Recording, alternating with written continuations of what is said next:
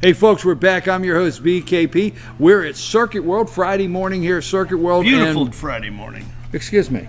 Excuse me. Did I ask you to jump in my intro? Excuse me. Did I? No. Well, sit still there because obviously we're going to get you in there in a minute. We know what you want. So this is the All-Star Political Panel. Yeah. This is it. Singular. You know, the others walked off the set. That's right. We ran them off. They walked. We wouldn't let them get a word in edgewise. They're out of here. Bruce is traveling, and wish him and Barb and well as they travel to visit family. And Jane is not with us today because Dr. Whaley's having a little minor surgery, so she is with her husband. And Rick is pulling us right through. We got a lot of subjects. Circuit World here. First of all, I want to say, Rick. Yes, sir. If somebody would have told me, now I'm getting a little older, but I would be sitting on the couch. I'm getting a lot older. Okay. If somebody told me I would be sitting on the couch and I would have all of these cup holders, I would have power sources for my phone, power source for my computer, a regular workstation, USB ports right here. This is a great setup. And you got dog biscuits over there. Well, that was last week because we had to pet it a week. But you never know when. Right. I left it for JR and he didn't appreciate them at all. He gave them back to me. Anyway, so Circuit World here at Blue Ridge. A little rainy morning up here in North Georgia. Boy, was it rainy last night, huh? How rainy was it, Rick? Well, it was so rainy that we rehearsed that. No, we didn't. Yes, it was. It was a tough night. I tell you what, we got to get into the 12. The 12 that denied Trump. Yeah. It's like it's not the 12 disciples. That's right. It's not the Last Supper. Yeah, but it's the 12 that went against that cock crows the president. 3 times, boy. You know. Exactly. They denied him. He's going to veto this thing. Yeah, the storm last night. We have a 50-pound dog, and she is year 13. We have the Thunder Jacket. I'm not going to say it's a 0, but in a storm. We have the Thunder Jacket. Tried to. We have some medication. This dog just can't take a storm, and it was a rough night. And I feel sorry for my dog because it just cannot take a storm. Yeah. So that means I do not sleep. So there you go. Well, moving right along, the 12. Sounds like Friday afternoon nap time before your ball game tonight. Exactly. Got a doubleheader, Fannin County. Come on, rain, go away, because Brian wants to call a game. Yeah. 2 of them tonight. Fannin is hosting. We have a doubleheader here for the Fannin Rebels tonight. Region opener, a doubleheader with Lumpkin. So we're hoping it clears up so we can get those 2 games in. Meet the 12 GOP senators who voted to terminate Trump's national emergency. Now, first and foremost, okay. We have to, right? First and foremost, you know what we're talking about. Do you support that he? Do you support it's a national emergency? I do. You do. Unequivocally. Okay. Do you feel this is the actual intended use of a national emergency? Well, I mean, is there any? I mean, there's. Yeah, I mean, if you look at the definition, okay. Yes. Do you? But keep go in ahead. mind, the president has some discretion in that, and I think if it gets adjudicated, if it goes to the Supreme Court's going to rule in his favor. Lindsey Graham, the guy that we still can't figure out where he came from, he's saying the court is going to vindicate Trump. How many times has that happened already? Right. He said last night that Lindsey Graham said just obstruction. The court is going to definitely vindicate Trump's national emergency. That's what Lindsey Graham Democrats are on this side saying we are not going to let this guy get a win, regardless of the cost to the United States. Okay, but if the Democrats, you're jumping a little ahead. I'm sorry. No, that's good. But if we know the Democrats are not going to let this guy get a win for any reason. Right. Nothing whatsoever. But why would 12 Republicans want to deny him a win that, A, is a campaign promise? They make campaign promises all the time. They know. Well, let me not get there yet. Let's not get to that yet, because I asked you, one, do you believe Do you believe it's the appropriate use of a national emergency as intended? I do. Okay. Do you believe although the money he wants to use has been allocated by Congress in another area, and Congress does, the appropriations come through the House of Representatives? Do you agree that once that's appropriated, it has to stay locked? Or do you think he's going to be vindicated to use that? Because that is a lot of the reason why they're saying they voted against it. I broke it down in my mind. There's 3 groups in that 12, and one of them, there was a group that said, "Okay, I'm up for re-election. What am I going to look like to my constituents back in North Carolina?"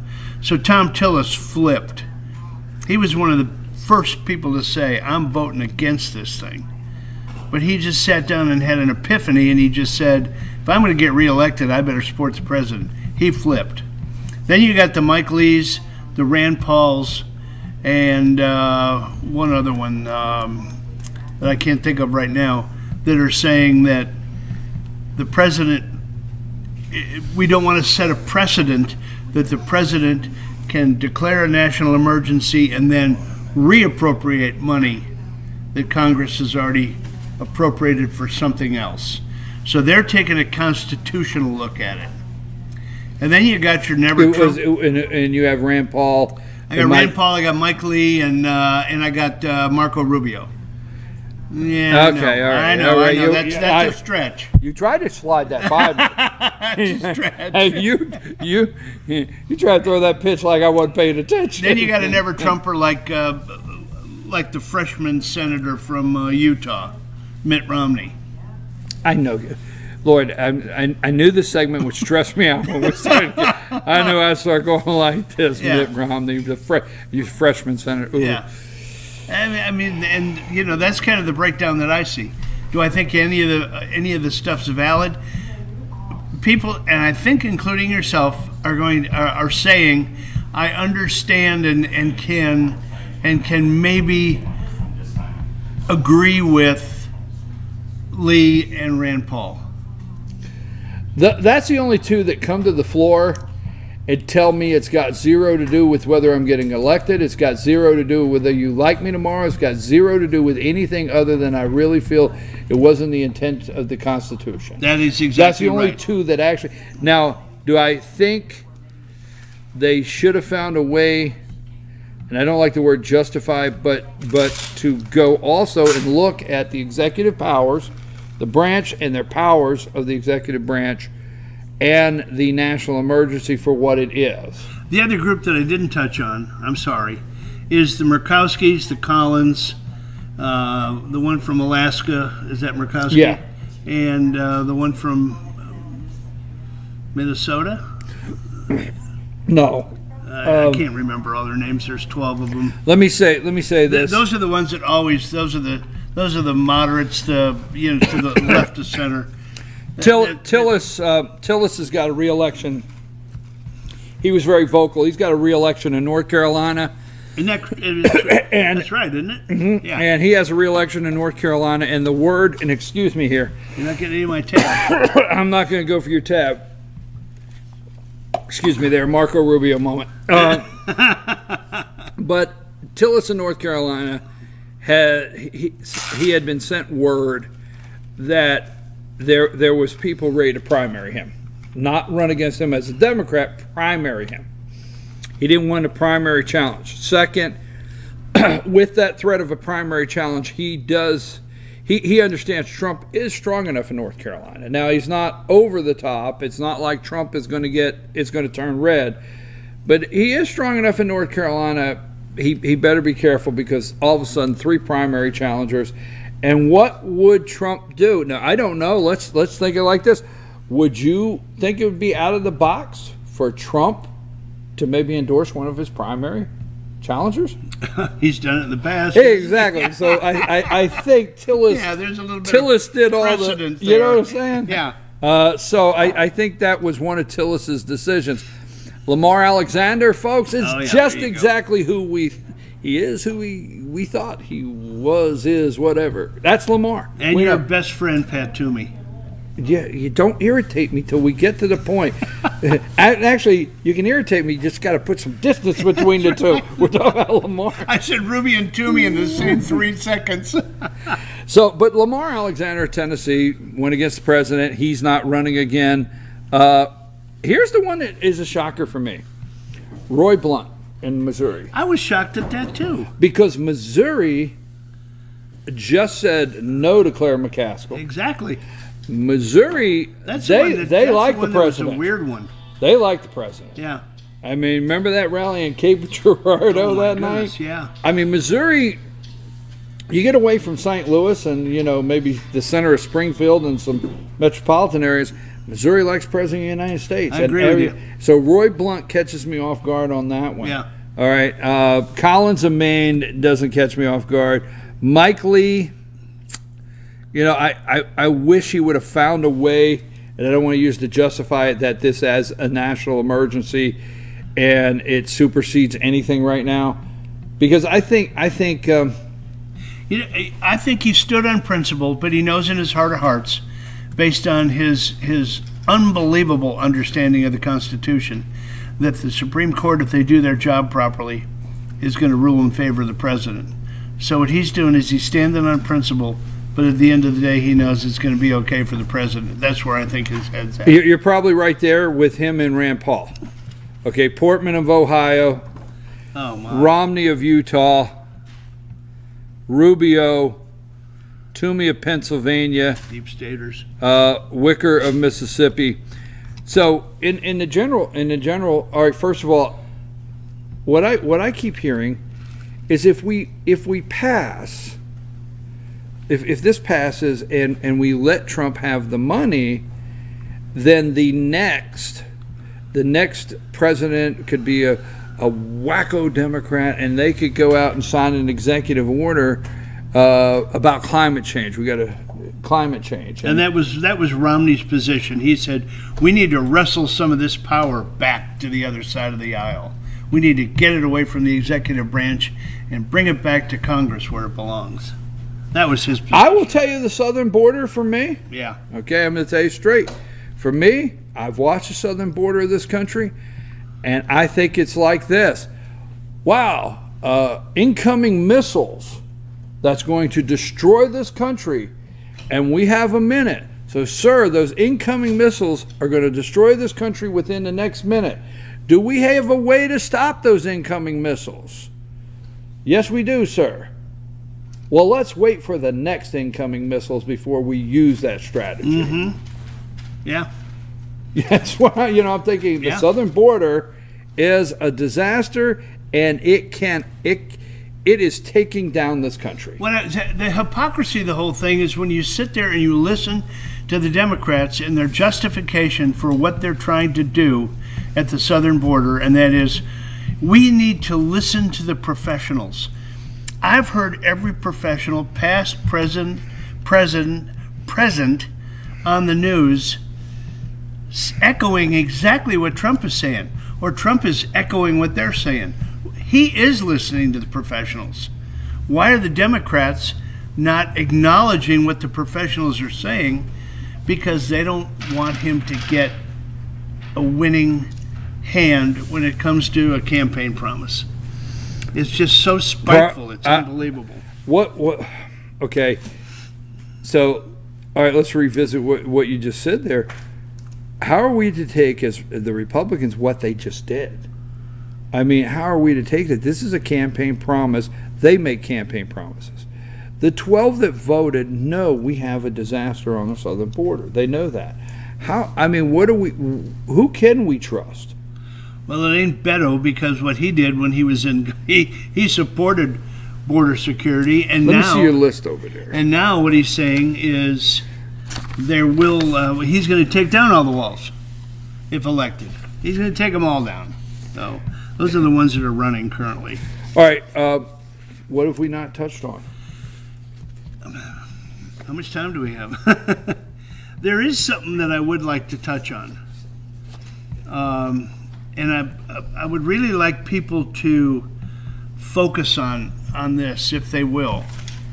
And that is the Democrat strategy when they lose an election, as I've said time and time again, is don't accept the blame that you're a bad candidate. Either change the rules or blame the other party. So what they're attempting to do, and this is, I mean, I think this is really big. Trump won through the Electoral College last time, correct? Yes. He didn't win the popular vote. No, he did not. Al Gore only lost by a thin margin to Bush. Stacey Abrams, for a progressive, put a formidable challenge out there to Governor Kemp. How did they do it? They disenfranchised they disenfranchised Middle America. And how do they do it? They want to change the rules. Stacey Abrams says, okay, so the Democratic strategy is, all right, if we can't beat them, we got to find a way to get some more, we got to find a way to steal some more votes. How do we do that? We get the Floridians to vote 1.5 million people that are felons. They can now vote. We lower the voting age from 17 to 16. It's on the ballot in Oregon. They're going to try to do it in California, so that we get them to vote, and they follow a more progressive thinking, if you will. I was watching, and I saw the headline, 16 years old. I was like, really? Yeah. Really? You're talking about a cerebral cortex that hadn't been developed yet? Well, I don't want to interrupt you there, but when I thought 16-year-old, really, I went to last night, and I don't have time to do the story, so I don't want it to be negative. This is a national problem we have. But I went to a parent meeting at Union County High School last night. It was on the mainstream news in Atlanta last night. Yes, where 46 students have been sending pornography. Now, under 18 years old is child pornography, okay? And there's 46 students there, and I watched the presentation last night. I met with the district attorney, Mike Lang, up there. He spoke. Yeah, but I met with him afterwards. I met with the superintendent of schools afterwards, John Hill. This is a national problem. Schools are dealing with this from 14 to 18 years old. And the reason I bring it up now is we've got issues like that we've got to deal with. Now, I spoke to an individual that his wife is a 6th grade teacher. I got to say where it's at. I'm not going to say anything else that was off the record, but it is in Union County. 6th grade teacher that has a student that has pornography on the phone. So the point is, what I'm saying is, here they are looking to do anything to get a vote. They want to go down to 16 years old. At 16, we're dealing with some different problems. We don't need that individual to decide who the president is going to be. Let's focus on the problems we're having in that area. Yeah. You see what I'm saying? Yeah. So I didn't mean to enter in. No. That fits right in. And then the last gauge stopgap. If we can get all of these voters, and they say that a candidate can't win unless they take Florida. So what do? They allow all the convicted felons to be able to vote. Stacey Abrams wants to let all the illegals vote. I mean, there's the Department of Motor Vehicles in California automatically, when you renew your driver's license, you're automatically renewed to vote, even if you haven't registered to vote in the past. So they're creating a new voter bloc that they can bust to the polls that suffer from a big case of apathy. You see what I'm saying? So they're trying to disenfranchise the middle America voters by just saying, you know what, we'll just cover them up with votes, and they can't compete to save their lives. Jane sent me a message. I don't know in what part of this segment we were discussing, but she sent a message and just in all capital letters said hypocrisy. So, all right. So, first of all, they want to. In the backstop, there's someone that's proposed that we get rid of the Electoral College. If all the voting irregularity crap doesn't work, if they change all the rules and it still doesn't work, We're going to eliminate the Electoral College. All right. Well, let's say this first. They want to nationalize elections. They want to take them away from the state. They want to take them away from the local. So their A game is to nationalize. Okay. Period. Okay. On top of that, they're trying to figure out ways, because obviously we know that the Electoral College, makes Rhode Island relevant. Yep. Got it there somewhere. It makes Rhode Island. It makes Iowa. It makes. See, I want to say this, and I'm so surprised that the people have these degrees hanging all over the wall that keep spewing this fake information. Our founding fathers, why you have 2 senators, said we had to have a representative. Regardless of the population. Right. But then we had to have states had to have equal representation. So if you were brought into the Union and you happen to be Kansas, and your geographical size is X, but your population is only a third, you're still brought in as a state. We didn't bring in states in an A level, B level, and C level. You were brought in as a state. Geographically didn't matter. You now are afforded all the protections, the rules of a state apply to every state. You understand? That's his TV. But you understand what I'm saying? That's why the Electoral College is important, because I think a good representation of that, and I'm not saying Kansas is bad, Montana. Montana's a huge state, no population. But they still have 2 senators. But the state has all the rights of every state in the Union. All the rights of California. Absolutely. Yeah. Okay? Yeah. So to make them relevant in the Senate, you can't go with popular vote, period. So you can't go with popular vote across the country. But here's what states are doing, and I know you had your winners and losers, but I still want you to do them again. We've already discussed them, but I want you to go over it again. But here's what's, take Colorado. So you live in Colorado, okay? And you live in Colorado, and you pull the lever for Trump, because that's who you want to vote for.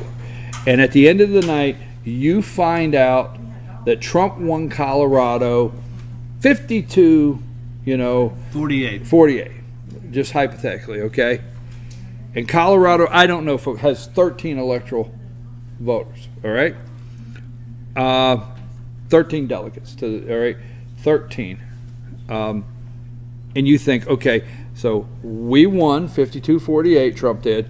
So the 13 are going to go to the Electoral College, and 13 are going to vote for Trump. But let's say his opponent won the national vote, the popular vote. Colorado and 11 other states have written laws that they go and vote for the winner of the popular vote. It erases your vote. There's no reason for you to go vote. Colorado could just say to you, don't go vote, because whoever wins the popular vote is getting the delegates. That's happening. Yeah. And that's happening. Another undermining. Yes.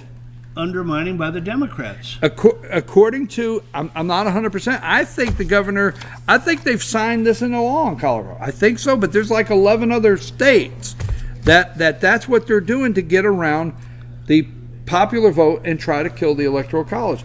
So if you go to Colorado, why have it? Why not just say we're going to wait till it's over, and whoever gets the popular vote is where the 13. We need to research that and talk about it further, because I'm wondering if someone has already been, that's being challenged.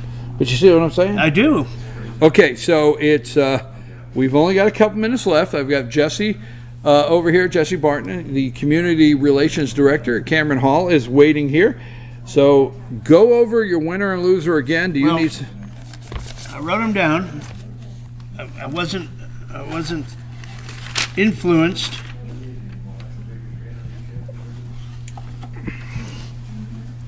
My winner, as I stated earlier, was Congressman from this district, Doug Collins, for having the gumption to stand up for Trump, being his only backstop on the Judiciary Committee. Judiciary. Yes. Is that right? House Judiciary Committee, yes. He's the ranking Republican on the House Judiciary Committee, having the guts to stand up for Trump, being his backstop, and releasing the documents that I think are going to lead to something that we've all been waiting for a long time. My wife and I talked about losers last night, and her first thing was 12 Republicans. I wrote down a different loser. Loretta Lynch. Loretta Lynch was my loser. I think Loretta Lynch has been nothing but a puppet for Obama, a puppet to protect Hillary Clinton, a puppet to protect the sanctity of the FBI, and I think based on, again, all those documentation that Doug Collins released, that's why I thought this was better winner and loser, because they're interconnected. I don't think things bode well for former Attorney General Loretta Lynch. I agree. But what Doug Collins did is he has to hope that the Senate takes it and runs. He has to hope that the new Attorney General will act on it. Well, agreed. But I agreed wholeheartedly. But what I'm saying, what I meant, that power-wise, as ranking member, he doesn't have subpoena power. Right. He doesn't have the power to call witnesses. Which hey, that happens when you're in the minority. But the Senate. But he had the power to go in front of the camera. He had the power to do what he did and say, I did my part. And this is me saying, I did my part. Attorney General, I gave you what you have to have. I exposed it. You don't have to come out and expose it. You can act on what I exposed.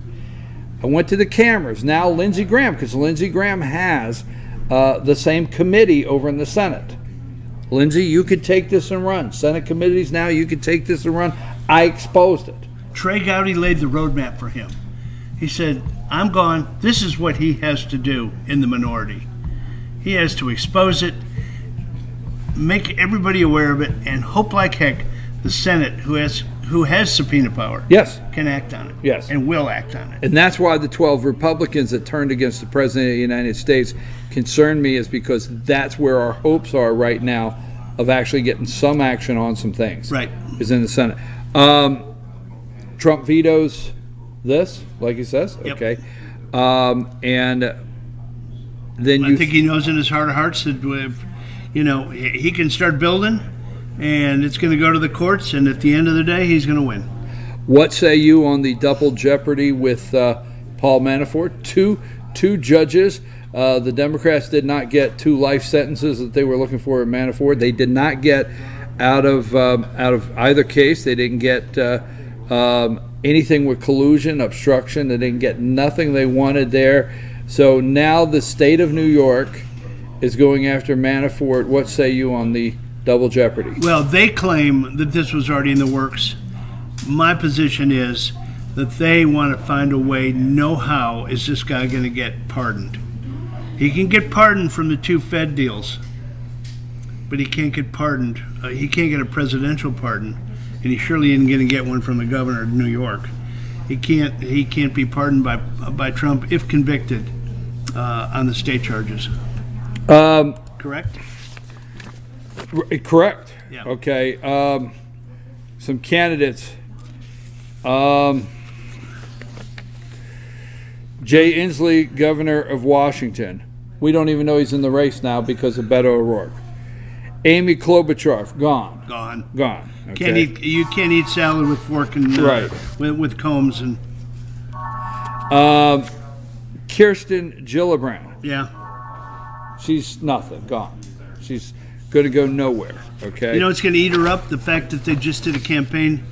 They just did a campaign party for her, and the one that threw the party is one of the ones indicted in the college scandal. Right, exactly. And we didn't touch that this week. What say you on the college scandal? Who cares? Right. I mean, I feel sorry for the kids that worked their cans off that didn't get a spot. But I mean, it's just the Hollywood elites thinking that they're above it all, and regardless of what it costs, I don't care who I hurt. Right. You know, I can do this. Like it's going around the internet. We just hope they don't open an investigation on how Forrest Gump's mother got him into college, right? Or got into school. So we're hoping that investigation is not launched. I think he got a ping pong scholarship. Yeah, exactly. So anyhow, and that went around the internet, folks. I didn't say that. It went around the internet. Hey, listen, so you're telling me that there's some corruption in entering a college for rich kids. Okay. My thing on that takeaway, really, what is I was glad to see the FBI could be given the green light to do an investigation where we're, on the other hand, we're listening to an investigation that got squashed. I mean, I was glad to hear that the FBI. That can be a whole segment on how you understand how they came out. The FBI was so diligent in their duty to go out and they uncovered everything. Yes. But do you think they could figure out exactly what that was my take this week. Exactly. That was my take this week. So you don't think Biden gets in? That's your prediction. I don't think he throws his hat in the ring. I think he's going to figure out that he can't raise any money. All right, Schultz, does he get in as an independent or just sold books? Man, I don't know. I think that's what that whole thing was about, was selling books. Do I think he'd be a good candidate? Yeah. A little bit progressive. Agree with grounding the 737 MAX? Yeah. If it would have been a disaster if there was a third incident and we hadn't done anything. It would have been just an absolute, it would have cratered Boeing. Absolutely. Okay. Yeah. Hey, folks, I'm your host, BKP. Thank you for joining us this morning for the All-Star Political Panel. We'll have Jane and Bruce. I don't know if Bruce will be back, but Jane will next week. And you can always catch our segments on our YouTube channel, FYNTV Fetch Your News. Look on the playlist, All-Star Political Panel. And we're going to take a break, and when we come back, it's going to be time for North Georgia Senior Living with Jesse Barton, from the Community Relations Director from Cameron Hall. I'm having a little trouble this morning. That's because you were up with your dog all night. Exactly. You got that right. I want to thank Rick for coming in this morning and hitting on all the topics. I think he covered them all very well, so I don't have anything other than to double down on thank you, Congressman Collins, for having the nerve to bring this out and get it out here where we do know the truth, we do know what really happened, and we do know the real corruption and the hypocrisy is on the Democrat side. We hope the new Attorney General, Barr, will appoint a new special counsel to go after this and clean up what is a nothing burger, as what they called, with the collusion by our President Donald Trump. Veto it, Mr. Trump. We support you 100%. We're going to take a break. We'll be right back.